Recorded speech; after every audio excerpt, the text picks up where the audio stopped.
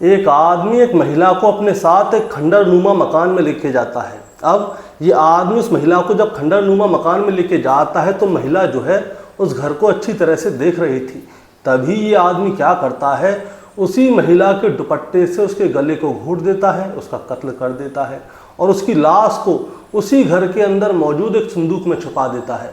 ऊपर से मिट्टी डालता है, सीमेंट डालता है और उस एक गारा बना के उसे अच्छी तरह से छुपा देता है, पैक कर देता है और वहाँ से निकल जाता है और अपने घर पे जाके आराम से सो जाता है। लेकिन जब वो अपने घर पे जाके आराम से सो रहा था तो वो महिला उसके सपने में आती है और वो कहती है कि तुमने मेरा कत्ल किया है, मैं तुम्हें चैन से सोने नहीं दूंगी, और बार बार आके उस आदमी को परेशान करती है।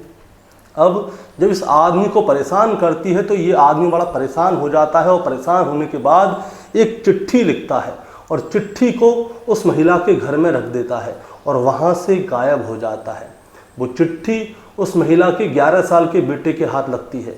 उस चिट्ठी को फिर पुलिस वालों के पास पहुँचाया जाता है और जब पुलिस वाले इस चिट्ठी के तहत उस महिला को ढूंढते हैं, क्योंकि जिस जगह पे उस महिला का कत्ल हुआ था उस चिट्ठी में पूरे पता लिखा हुआ था कि यहाँ पे इस महिला की लाश है। पुलिस मौके पर पहुँचती है, घर के दरवाजे को तोड़ा जाता है, अंदर एक संदूक होता है और संदूक के अंदर उस महिला की लाश होती है। इसके बाद कातिल को ढूंढा जाता है। कातिल को ढूंढ के पुलिस वाले अपने पास बैठाते हैं और फिर उससे पूछते हैं कि आखिर तुमने इस महिला का कत्ल क्यों किया। और दोस्तों, जब पुलिस वाले उस आदमी से पूछते हैं तो वो आदमी पुलिस वालों को एक कहानी सुनाता है और उस कहानी को सुनकर सभी लोग चौंक जाते हैं। दोस्तों, वही कहानी आज मैं आपको सुनाऊंगा कि आखिर उस आदमी ने इस महिला का कत्ल क्यों किया और ये आदमी के सपने में आके इस महिला ने क्या क्या कहा था। दोस्तों, कहानी शुरू करूंगा उससे पहले मैं बस आपसे यही कहना चाहूँगा कि अगर आप मेरे चैनल पे नए हैं तो चैनल को जल्दी से सब्सक्राइब कर दीजिएगा ताकि रोजाना रात को 8 बजे मैं आपके लिए एक सच्ची घटना की कहानी लेकर आ सकूँ। नमस्कार दोस्तों, मैं गौरव शर्मा और आप देख रहे हैं गौरव शर्मा सफ़र। दोस्तों, आज की जो सच्ची घटना मैं आपको सुनाने जा रहा हूँ, ये सच्ची घटना शुरू होती है गुजरात प्रदेश के सूरत शहर से और सूरत शहर में एक थाना लगता है गोड़दरा। गोड़दरा जो है एक एरिया का नाम है और उस एरिया के थाने का नाम भी गोड़दरा थाना है। अब होता क्या है दोस्तों, इस गोड़दरा इलाके में एक परिवार रहता है। परिवार में सदस्य तो बहुत सारे हैं, लेकिन जो इस कहानी के मुख्य किरदार हैं मैं आपको उन सभी का नाम बताना चाहूँगा। जो इस कहानी का मुख्य किरदार है उसका नाम है विशाल रणछोड़ भाई सालवे। विशाल जो है पहले डायमंड इंडस्ट्री में काम किया करते थे। आज से लगभग 7-8 साल पहले इनका काम जो है ठप हो जाता है, जिसकी वजह से इनके पास कोई काम नहीं रहता, बेरोजगार हो जाते हैं और बेरोजगार होने की वजह से ये अपने घर का सारा काम करते हैं और अपने लिए एक नौकरी की तलाश भी करते हैं ताकि ये अपने घर को अच्छी तरह से चला सकें। इनकी पत्नी का नाम है शिल्पा सालवे। शिल्पा सालवे जो है एक डाइटिशियन है और उसकी कमाई अच्छी है। वो पूरे परिवार को एक साथ लेके चलती है, बच्चों की फीस हो चाहे घर का खर्चा हो, सब कुछ शिल्पा ही करती थी। इन दोनों के 2 बच्चे हैं। एक लड़का है जिसकी उम्र लगभग 11 साल के आसपास है, उससे लगभग 2.5-3 साल छोटी इनकी एक बेटी भी है। एक लड़का है, एक लड़की है। अब होता क्या है दोस्तों, ये तारीख थी 20 अप्रैल 2026। 20 अप्रैल 2026 को विशाल जो है अपनी पत्नी शिल्पा को अपने साथ स्कूटी पे बैठा के ले जाता है बाजार। वहाँ पे इनको कोई सामान खरीदना होगा। अब गोड़दरा इलाके से होके ये सलाबतपुर निकलते हैं और सलाबतपुर से होते हुए ये मानदर खाड़ा एक जगह है, वहाँ पे जाते हैं, वहाँ पे सामान खरीद रहे होते हैं।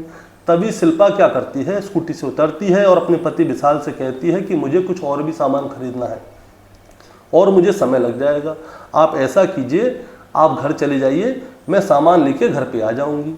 तो विशाल कहता है कि ठीक है, तुम अपना सामान लेते हुए आ जाना, क्योंकि विशाल को घर का और भी सामान लेना था तो वो चला जाता है। अब वो चला तो जाता है दोस्तों, लेकिन वो जब घर पे पहुंचता है तो उसकी पत्नी शिल्पा घर पे नहीं पहुंचती। अब जब उसकी पत्नी शिल्पा घर पे नहीं पहुंचती तो वो फ़ोन करता है, फ़ोन स्विच ऑफ होता है। 1 बार फ़ोन करता है, 2 बार फ़ोन करता है, 3 बार करता है, 4 बार करता है। जितनी भी बार वो फ़ोन करता है उसकी पत्नी का फ़ोन स्विच ऑफ ही होता है। दोपहर से शाम हो जाती है, शाम से रात हो जाती है और रात जब हो जाती है तब जाके विशाल बहुत ज़्यादा परेशान होता है। अपनी पत्नी को हर जगह ढूंढता है लेकिन उसकी पत्नी कहीं मिलती नहीं है। जहाँ जहाँ वो जा सकती थी, चाहे रिश्तेदारी हो चाहे काम के ज़रिए से हो, वो जहाँ जहाँ जा सकती थी कहीं पे भी उसकी पत्नी उसे मिलती नहीं है।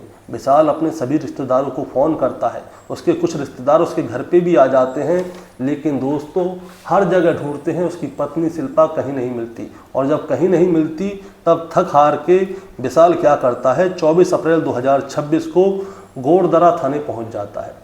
गोड़दरा थाने जाके वो अपनी पत्नी के बारे में पूरी कहानी बताता है। वो बताता है कि सलाबतपुर होके वो गए थे, रास्ते में उसकी पत्नी उतर गई थी, उसने बोला था कि वो कुछ सामान लेने के लिए जा रही है, उसको समय लग जाएगा, आप घर चले जाइए, इसलिए मैं घर पे भी आ गए। अब घर पे आया तो उसकी पत्नी आती नहीं है, वो बहुत ज़्यादा परेशान हो जाता है।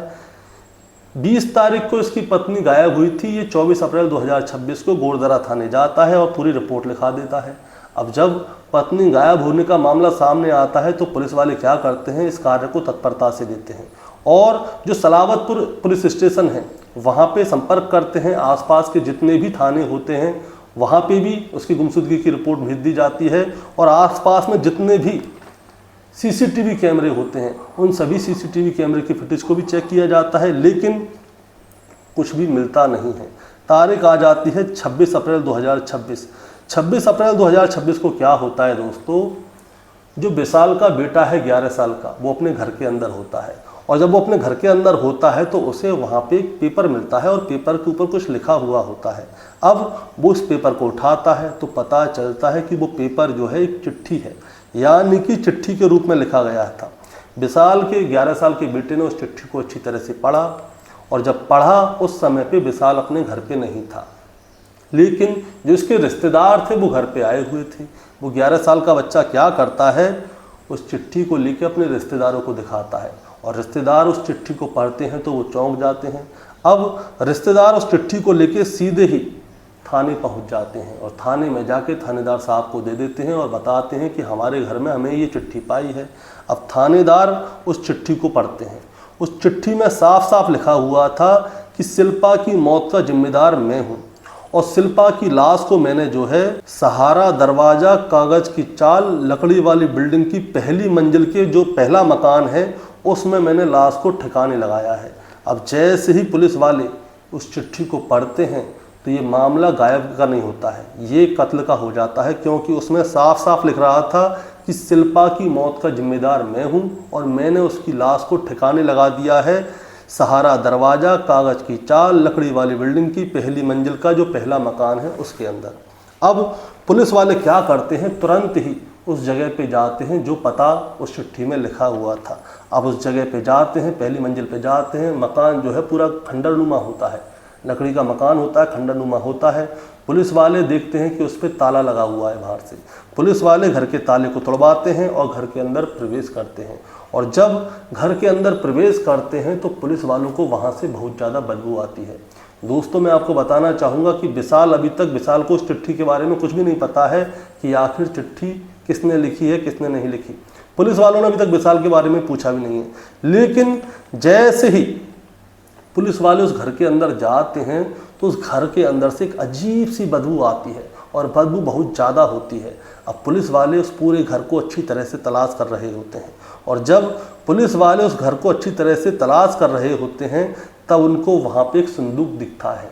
संदूक कमरे के सामने ही रखा होता है और उस संदूक के ऊपर मिट्टी लिपटी होती है, सीमेंट लिपटा हुआ होता है। अब पुलिस वाले क्या करते हैं, उस संदूक के पास जाते हैं और उसे खोलने की कोशिश करते हैं और उसका भी ताला तोड़ा जाता है और उसे खोला जाता है और जैसे वो खोलते हैं तो उसके अंदर बहुत सारी मिट्टी और सीमेंट के लोथड़े होते हैं। अब पुलिस वाले उसे साफ़ करते हैं, साफ़ करके देखा जाता है उसके अंदर एक महिला की लाश होती है और ये महिला कोई और नहीं 39 साल की शिल्पा जो कि एक डायटिशियन है, उसकी लाश होती है। अब पुलिस वाले पूरे घर को जब अच्छी तरह से तलाश रहे थे और जो सीमेंट के और मिट्टी के सैंपलों को चेक किया जाता है तो पता चलता है कि जो सीमेंट और मिट्टी है ये ज़्यादा पुरानी नहीं है, इसे 1 या 2 दिन पहले ही यहाँ पे घोल बना के लपेटा गया है। वहाँ पे एक एयर फ्रेशनर भी था। एयर फ्रेशनर इसलिए था कि अगर संदूक से बदबू बाहर आए और बाहर फैले तो ये एयर फ्रेशनर की वजह से बदबू थोड़ी कम हो जाए। दूसरी बात ये थी कि मकान जो था वो खंडर के रूप में था और खंडर जैसे घर में से कोई बदबू आती है तो लोग ज़्यादा ध्यान नहीं देते, क्योंकि कभी कभी क्या होता है चाहे कुत्ता बिल्ली या कोई चूहा वगैरह हो, ऐसे जानवर मर जाते हैं तो घर के अंदर कौन जाएगा, कौन निकाल के फेंकेगा, इसलिए लोग ज़्यादा ध्यान भी नहीं देते। एयर फ्रेशनर भी था। अब दोस्तों जैसे ही लाश मिलती है तभी पुलिस वाले समझ जाते हैं, पहले तो विशाल के बारे में जानकारी ली जाती है कि आखिर विशाल कहाँ है। विशाल घर पे था ही नहीं, उसका मोबाइल फ़ोन मिला के देखते हैं, लेकिन फ़ोन लगाते हैं तो मोबाइल स्विच ऑफ होता है। अब पुलिस वालों को शक होता है, क्योंकि चिट्ठी जो है घर के अंदर से पाई है, घर के बाहर से तो पाई नहीं है, और जब से चिट्ठी पाई है तब से विशाल भी गायब है। अब पुलिस वाले क्या करते हैं, तकनीकी निगरानी और मुखबिरों को वहाँ पे छोड़ देते हैं। एक तो जो विशाल है उसके मोबाइल की सर्विलांस में डाल देते हैं, और वहाँ पे आसपास के सारे एरिया में मुखबिर को छोड़ देते हैं कि विशाल जहाँ भी मिले उसके बारे में तुरंत ही सूचना दी जाए। और जब विशाल की मोबाइल ऑन होता है, यानी कि तकनीकी निगरानी और मुखबिरों की मदद से 27 अप्रैल 2026 को विशाल को गिरफ्तार कर लिया जाता है, और गिरफ्तार करके सीधे थाने लाया जाता है, और उससे पूछा जाता है कि अब तुम ये बताओ कि तुम्हारी पत्नी का कत्ल किसने किया, तुम अब तक कहाँ थे। अब विशाल क्या है, अंदर से टूट चुका था। वो कहता है कि सर, मैंने ही अपनी पत्नी का कत्ल किया था और मेरे से रहा नहीं गया, इसीलिए मैंने चिट्ठी लिखी और इसीलिए आप वहाँ तक पहुँच पाए। अगर मैं चाहता हूँ तभी आपने मेरी पत्नी की लाश को ढूंढा, नहीं तो आप ढूंढ नहीं सकते थे। अब पुलिस वाले उससे पूछते हैं कि आखिर तुमने अपनी पत्नी का कत्ल क्यों किया। अब जब उससे पूछा जाता है तब जाके विशाल एक कहानी सुनाता है। विशाल बताता है कि वो पहले डायमंड इंडस्ट्री में काम करता था, काम बहुत अच्छा चल रहा था, सब कुछ ठीक है, उसकी शादी भी होती है। जिस समय पे उसकी शादी हुई थी तब तक भी बहुत अच्छा था, कमाई भी अच्छी हो रही थी। लेकिन आज से लगभग 7-8 साल पहले की बात है, उसका पूरा का पूरा काम ठप हो जाता है। ठप होने की वजह से उसे अनुभव सिर्फ डायमंड इंडस्ट्री का था, लेकिन उसे कोई नौकरी मिलती नहीं है। वो हर जगह भटकता है, कोई भी नौकरी नहीं मिलती। अब वो क्या करता है, वो अपने घर के काम को ही देखना शुरू कर देता है और अपने लिए एक नौकरी की तलाश भी करता है। और जो उसकी पत्नी है शिल्पा, वो एक डाइटिशियन थी। शिल्पा जो है पूरे घर का खर्चा खुद ही उठाती थी। लेकिन दोस्तों, जिस समय से विशाल का काम ठप हुआ, यानी कि शादी के लगभग 3 या 4 साल बाद की बात है, उसकी शिल्पा ने उससे बात करना ही बंद कर दिया। तब से शिल्पा की कमाई से घर चलना शुरू हुआ, तभी से शिल्पा ने बात करना बंद कर दिया। उसे लगा कि शायद, विशाल को लगा कि शायद उसकी पत्नी का किसी और के साथ चक्कर है। अब उससे पूछा जाता है कि तुम्हें ऐसा क्यों लगा कि तुम्हारी पत्नी का किसी और के साथ चक्कर है। वो बताता है कि मेरी पत्नी जो है मेरे से सीधे मुंह बात नहीं करती थी और अपने मोबाइल से किसी से बात करती रहती थी। कभी अगर मैं उसका मोबाइल चेक करने की सोचता भी तो मेरे हाथ से मोबाइल को झटक लेती थी, और अपने मोबाइल में उसने ऐसे पासवर्ड लगाए हुए थे कि उसके मोबाइल को मैं खोल नहीं सकता। और ये आज की बात नहीं है, लगभग 7-8 साल से है। मुझे लगता है कि मेरी पत्नी का शायद किसी के साथ चक्कर है, क्योंकि वो दिन हो, दोपहर हो या शाम हो, वो डाइटिशियन तो थी ही, इसी बहाने वो किसी न किसी से फ़ोन पे बात करती रहती थी। मैं उससे पूछता था तो मुझे बताती नहीं थी और मेरे को आंखें दिखाती थी। इसीलिए मैंने सोचा कि क्यों ना अपनी पत्नी को रास्ते से हटाया जाए, क्योंकि ये मुझे धोखा दे रही है। इसीलिए वो क्या करता है, 20 अप्रैल 2026 को अपनी पत्नी शिल्पा को अपने साथ स्कूटी पर बैठाता है और वो कहता है कि बाज़ार चल रहे हैं सामान लेने के लिए। अब ये लोग बाज़ार जाते हैं। बाज़ार जाते जाते ये कहते हैं कि ऐसा है, पुराने वाले मकान पे चल रहे हैं। इनके मालिकाना हक जो है विशाल के पास ही था।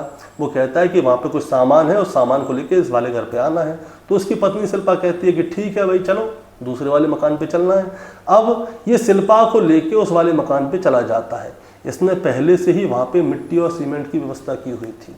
अब शिल्पा जो है घर को अच्छी तरह से देख रही थी, और जब वो अपने घर को अच्छी तरह से देख रही थी, वहाँ के सामान को देख रही थी, तो ये क्या करता है, विशाल पीछे से आता है और शिल्पा के दुपट्टे को अपने हाथ में अच्छी तरह से पकड़ के शिल्पा के गले को उसी से घोंटता है, और तब तक घोंटता है जब तक कि उसकी जान नहीं निकल जाती।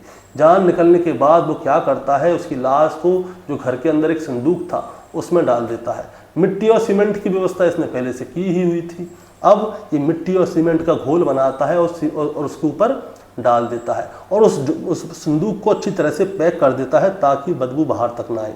और फिर बाजार जाता है, वहाँ से एयर फ्रेशनर लेकर आता है कि अगर बदबू आएगी तो इस एयर फ्रेशनर की वजह से बदबू क्या है, ज़्यादा नहीं फैलेगी। और उसके बाद वहाँ से निकल जाता है, और वहाँ से निकलने के बाद ये 2-3 दिन तक तो अपने परिवार के रिश्तेदारों को परेशान करता है कि मेरी पत्नी शिल्पा खो गई, क्या करूँ क्या ना करूँ, हर जगह फ़ोन करता है।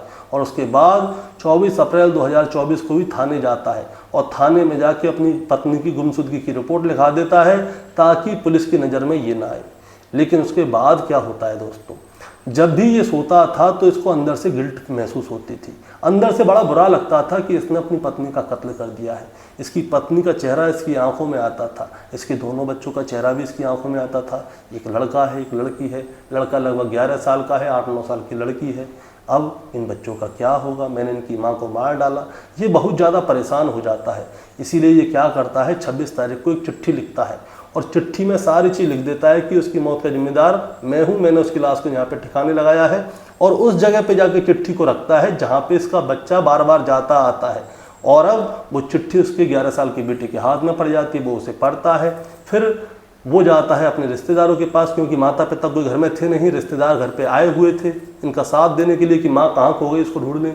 अब रिश्तेदारों के पास जैसी चिट्ठी जाती है तो पुलिस वाले क्या करते हैं, वो रिश्तेदार क्या करते हैं, पुलिस के पास जाते हैं। पुलिस के पास जब चिट्ठी दिखाई जाती है तब जाके पता चलता है कि विशाल ने ही अपनी पत्नी का कत्ल किया है और उसे पुरानी सी जो खंडरनुमा बिल्डिंग है उसमें जाके एक संदूक के अंदर दफन कर दिया है। उसके ऊपर से सीमेंट और मिट्टी डाल के पूरे संदूक को पैक कर दिया है। दोस्तों, अब विशाल को तो गिरफ्तार कर लिया गया है। उसने अपनी पत्नी का कत्ल कर दिया सिर्फ एक वजह से, वो था शक। कंफर्म नहीं था कि शिल्पा का किसी के साथ प्रेम प्रसंग था या नहीं था, लेकिन शक के चलते इसने अपनी पत्नी का कत्ल कर दिया। इसके 2 बच्चे हैं, एक 11 साल का, एक 8-9 साल की लड़की। ये दोनों बच्चों की माँ तो मर चुकी है और अब जो विशाल है 302 के तहत और जो सबूत हैं उन्हें छुपाने के तहत इसके ऊपर कार्रवाई होती है। इस कार्रवाई के अकॉर्डिंग इसे कम से कम उम्र कैद की सज़ा तो होगी। अब इसने तब अपनी पत्नी का कत्ल किया था, तब तो सोचा नहीं, लेकिन अब सोच रहा है कि मेरे बच्चों का क्या होगा। अब बच्चों की ज़िंदगी बाप की वजह से ही बेकार हो गई।